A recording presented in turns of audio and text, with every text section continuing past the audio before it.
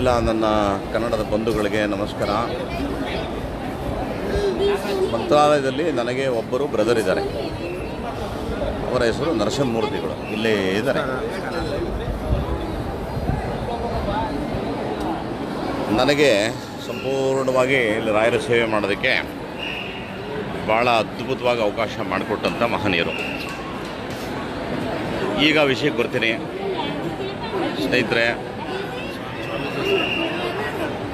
ಸ್ನೇಹಿತರೆ, ನನ್ನ ಗುರುಗಳು ಮಂತ್ರಾಲಯದ ಪೀಠಾಧ್ಯಕ್ಷರು ಅವರ ಪಾದ ಕಮಲಗಳಿಗೆ ನನ್ನ ಪ್ರಥಮ ನಮಸ್ಕಾರನ ಸಮರ್ಪಣೆ ಮಾಡಿ, ಇಲ್ಲಿ ಒಂದು ಮನುಷ್ಯನ ಜೀವನ ಒಂದು ಭಾಳ ಶ್ರೇಷ್ಠವಾದ ಜೀವನ. 60 ವರ್ಷ ಅಂದರೆ ಇಮ್ಯಾಜಿನ್ ಮಾಡಿ, ಭಾಳ ದೊಡ್ಡ ಆಯುಷ್ಯ. ಇವತ್ತು ಅದು ಮುಗಿದೋಯ್ತು.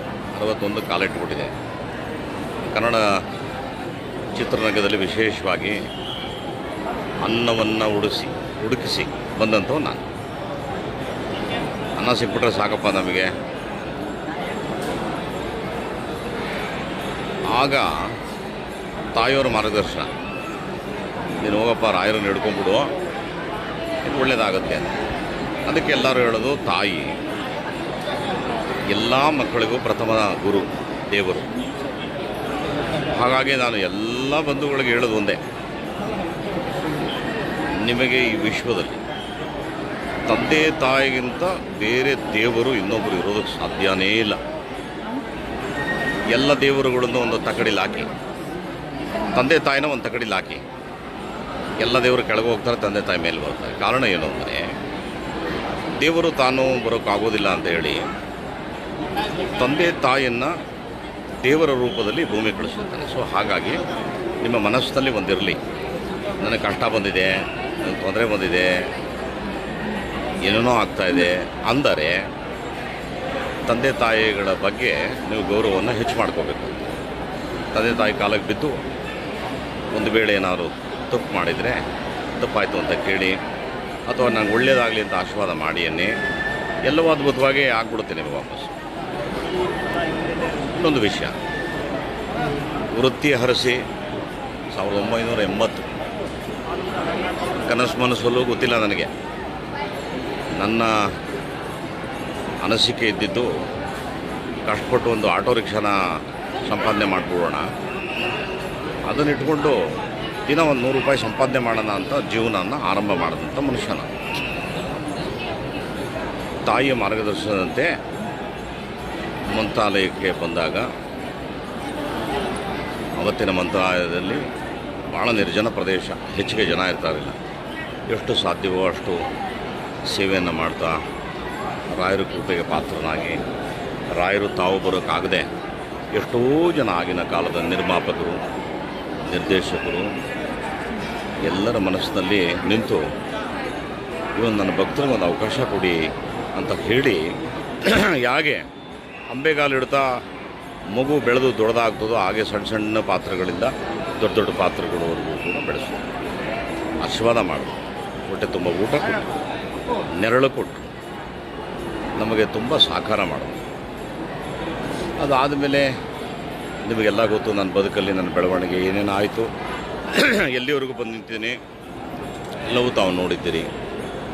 ಯಾರಿಂದ ಅಂತ ಒಂದು ಪ್ರಶ್ನೆ ನನಗೆ ನಾನೇ ಕೇಳಿದಾಗ ನನಗನ್ನಿಸುತ್ತೆ, ನನ್ನ ರಾಯರ ಕೃಪೆ. ತುಂಬ ಜನ ಅಂದ್ಬಿಡ್ತಾರೆ, ಹೇಗೆ ರಾಯರು ಬಂದುಬಿಟ್ರೆ ನೀವು ಆಗೋಗ್ಬಿಟ್ರ, ನೀವು ಕಷ್ಟಪಟ್ಟಿಲ್ವಾ ಅಂತಾರೆ.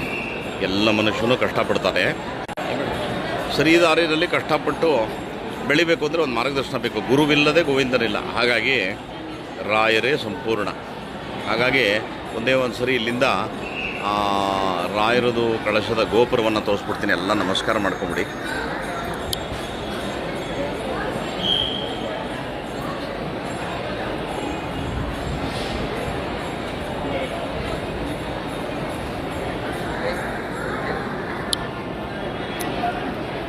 ಶುಭವಾಗಲಿ. ಜೊತೆಗೆ ತುಂಬ ಒಂದು ಮನಸ್ಸಿನಲ್ಲಿ ಭಾಳ ದಿನದಿಂದ ಕೆಲವೆಲ್ಲ ಹೇಳಿಬಿಡಬೇಕು, ಅದು ಮನಸ್ಸಿನಲ್ಲಿ ಇಟ್ಕೋಬಾರ್ದು ಅಂತ ಸ್ವಲ್ಪ ನಾನು ನೇರ ನುಡಿ ಮನುಷ್ಯ. ಸ್ವಲ್ಪ ನೇರವಾಗಿ ಮಾತಾಡ್ತೀನಿ, ಮನಸ್ಸಿನಲ್ಲಿ ವಿಷ ಇಲ್ಲ, ಒಬ್ಬರು ಕೆಟ್ಟದ್ದು ಬಯಸೋಲ್ಲ. ಸ್ವಲ್ಪ ಹಳ್ಳಿಯಿಂದ ಬಂದವನು, ಹಳ್ಳಿ ಸೊಗಡು ಒಳಗೆ ಇರುತ್ತೆ. ರಾಜ್ಕುಮಾರ್ ಅವರು ಎಷ್ಟೇ ದೊಡ್ಡ ನಟನಾದರೂ ಅವರ ಅಂತರ್ಯದ ಜೀವನದಲ್ಲಿ ಭಯ, ಒಗೆಯ, ಕುಕೊಯ ಅಂತ ಮಾತೇ ಇತ್ತು. ಇವತ್ತು ನನ್ನ ಬಾಯಿನಲ್ಲಿ ಅಂಥ ಮಾತುಗಳೇ ಬಂದ್ಬಿಡುತ್ತೆ ಕೆಲವು ಬಾರಿ. ಯಾವತ್ತಾದರೂ ನಾನು ಮೈಕ್ ಹಿಡಿದು ಮಾತಾಡೋ ಬರದಲ್ಲಿ ಯಾರಿಗಾದರೂ ಹೊರಟಾಗಿದ್ದರೆ ದಯಮಾಡಿ ಕ್ಷಮಿಸ್ಬಿಡಿ. ನಾನು ನಿಮ್ಮ ತಂದೆ ವಯಸ್ಸವನು, ಬೇಕಂತ ಯಾವತ್ತೂ ಮಾತಾಡಲ್ಲ. ಅದು ಕೆಲವರಿಗೆ ನಾನು ಹೊರಟಾಗಿದ್ದರೆ ಕ್ಷಮಿಸ್ಬಿಡಿ. ಯಾವುದೇ ಕಾರಣಕ್ಕೂ ಯಾರಿಗೂ ಬೈಬೇಡಿ, ಅಣಕ ಮಾಡಬೇಡಿ, ಅಣಗಿಸ್ಬೇಡಿ. ಯಾಕೆ ಅಂದರೆ ಅವರ ಕರ್ಮ ಎಲ್ಲ ನಿಮಗೆ ಬಂದ್ಬಿಡುತ್ತೆ, ಅವ್ರಿಗೆ ಒಳ್ಳೆ ಯೋಗ ಬಂದ್ಬಿಡುತ್ತೆ. ಹಾಗಾಗಿ ನೀವು ಸಾಧ್ಯವಾದಷ್ಟು ಎಲ್ಲರಿಗೂ ಶುಭ ಹಾರೈಸಿ, ಎಲ್ಲರಿಗೂ ಒಳ್ಳೆಯದಾಗಲಿ ಅಂತಾನೆ. ನಿಮಗೆ ಯಾವುದೇ ಸಿಟ್ಟಿತ್ತು ಅಂದರೆ ಯಾವುದೇ ಕೆಟ್ಟ ಮಾತುಗಳು ಯಾರಿಗೂ ಆಡೋಕ್ಕೆ ಹೋಗಬೇಡಿ. ಇದು ಯಾಕೆ ಈ ಮಾತು ನಾನು ವಿಶೇಷವಾಗಿ ಈ ದಿನದಲ್ಲಿ ನಾನು ವಿನಂತಿ ಮಾಡ್ತೀನಿ ಎಲ್ಲರಿಗೂ ಅಂದರೆ, ತುಂಬ ಜನ ಯಾಕೆ ಅಂತ ಗೊತ್ತಿಲ್ಲ, ಯಾವ ತಪ್ಪು ಮಾಡಿರಲ್ಲ, ಅವ್ರು ನಮ್ಮ ಪರಿಚಿತ. ಸಿಗ್ನಲ್ ಸಮಸ್ಯೆ ಇದೆ, ಬೇಜಾರು ಮಾಡ್ಕೋಬೇಡಿ. ಎಷ್ಟು ಸಾಧ್ಯವೋ ಎಲ್ಲರಿಗೂ ಶುಭ ಹಾರೈಸಿ, ಒಳ್ಳೆ ಮಾತಾಡಿ, ದೇವರಲ್ಲಿ ನಂಬಿಕೆ ಇಡಿ. ಎಷ್ಟು ದಿನ ನಮಗೆ ಅನ್ನ ಹಾಕಿ ಸಾಕಿದಂಥ ಚಿತ್ರರಂಗ ಎಲ್ಲರಿಗೂ ಕೂಡ ತುಂಬ ಧನ್ಯವಾದ. ಒಂದು ಕಡೆ ಮಾತನ್ನು ಹೇಳ್ಬಿಡ್ತೀನಿ. ಮೊನ್ನೆ ಒಂದು ಚಿತ್ರ ಮಾಡಿದೆ, ನಿಮಗೆಲ್ಲ ಹೊರಟಾಗಿದೆ. ನನ್ನ ತಪ್ಪಿಲ್ಲ, ನಂಬಿಕೆ ಜಾಸ್ತಿ. ಯಾರು ನನ್ನಲ್ಲಿ ಶರಣಾಗತಿಯಾಗಿ ನನಗೆ ಸಾಕಾರ ಮಾಡಿ, ಸಿಗ್ನಲ್ ಭಾಳ ವೀಕ್ ಇದೆ. ಆ ಚಿತ್ರ ಏನು ನಾನು ಮಾಡಿದ್ದೀನಲ್ಲ ಅದು ನನ್ನದಲ್ಲ. ಒಬ್ಬ ನಿರ್ದೇಶಕನಿಗೆ ನಂಬಿ ನಾನು ಕೆಲಸ ಕೊಟ್ಟಾಗ ಆತ ತನಗೊಂದು ಆಸೆ ಇತ್ತು ಅಂತ ಕಾಣುತ್ತೆ, 2 ನಿಮಿಷ ಆಗೋಯ್ತು. ಆ ಆಸೆ ಪ್ರಕಾರ ಆತ ಆ ಕರ್ತವ್ಯ ನಿರ್ವಹಿಸ್ಬಿಟ್ಟಿದ್ದಾನೆ. ಅದರಲ್ಲಿ ಯಾವುದೂ ನನಗೋದಕ್ಕೂ ಸಂಬಂಧ ಇಲ್ಲ. ಅಕಸ್ಮಾತ್ ನಿಮಗೆಲ್ಲ ಬೇಜಾರಾಗಿದ್ದರೆ ಕ್ಷಮೆ ಇರಲಿ. ನಾನು ಪ್ರೀಮಿಯರ್ ಪದ್ಮಿನಿ ಅಂತ ಒಳ್ಳೆ ಪಿಕ್ಚರ್ ಕೊಟ್ಟಿದ್ದೀನಿ, 8mm ಕೊಟ್ಟಿದ್ದೀನಿ, ಕಾಳಿದಾಸ ಕನ್ನಡ ಮೇಷ್ಟ್ರೂ ಕೊಟ್ಟಿದ್ದೀನಿ. ಇದೊಂದು ಯಾರ್ದೋ ಅಪರಾಧಕ್ಕೆ ನನ್ನ ಮೇಲೆ ನಿಮಗೆ ಬೇಜಾರು ಬೇಡ, ಇದು ಇನ್ನೂ ಉತ್ತಮವಾದಂಥ ಕೃತಿ. ಸೊ ಹಾಗಾಗಿ ವೃತ್ತಿಯಲ್ಲಿ ಯಾವುದಾದ್ರು ಸಣ್ಣ ಪುಟ್ಟ ಲೋಪದೋಷಗಳಾಗಿದ್ದರೆ ಕ್ಷಮೆ ಇರಲಿ. ದೊಡ್ಡ ದೊಡ್ಡ ಮಹನೀಯರ ಒಂದು ನೀತಿ ಪಾಠವನ್ನು ಕೇಳಿ ಬೆಳೆದವನು, ರಾಯರ ಭಕ್ತನು. ಕ್ಷಮೆ ಇರಲಿ ಎಲ್ಲದಕ್ಕೂ, ಅಕಸ್ಮಾತ್ ತಿಳಿದು. ಸೊ ಹಾಗಾಗಿ ಇಲ್ಲಿ ಸಿಗ್ನಲ್ ಸಮಸ್ಯೆ ಇದೆ. ರಾಯರ ಸನ್ನಿಧಿನಲ್ಲಿ ಎಲ್ಲವೂ ನನ್ನ ಮನಸ್ಸಿನಲ್ಲಿರೋದೆಲ್ಲ ಹೇಳ್ಬಿಟ್ಟಿದ್ದೀನಿ. ನಮ್ಮ ಜೊತೆ ನಿತ್ಯ ನಿರಂತರ ನೀವು ನಿಲ್ಲಿ. ನನಗೆ ಕಲೆ ಬಿಟ್ಟರೆ ಬೇರೆ ಯಾವುದೂ ಜೀವನ ಇಲ್ಲ, ಇತ್ಯಾದಿ ವಗೈರ ನಾನು ಯಾವುದೂ ಮಾತಾಡೋಕ್ಕೆ ಹೋಗೋದಿಲ್ಲ. ರಾಯರ ಸಾನ್ನಿಧ್ಯದಲ್ಲಿ ನಿಂತ್ಕೊಂಡು ನಿಮ್ಮ ಜೊತೆ ಮಾತಾಡಿ ನನ್ನ ಮನಸ್ಸಿನಲ್ಲಿರತಕ್ಕಂಥ ಎಲ್ಲ ಭಾವನೆ ಹೇಳಬೇಕು ಅಂತ. ಸಿಗ್ನಲ್ ಸಮಸ್ಯೆ ಇರೋದ್ರಿಂದ ನಿಮ್ಮ ಪ್ರೀತಿ ಯಾವತ್ತೂ ನನ್ನ ಮೇಲೆ ಇರಲಿ.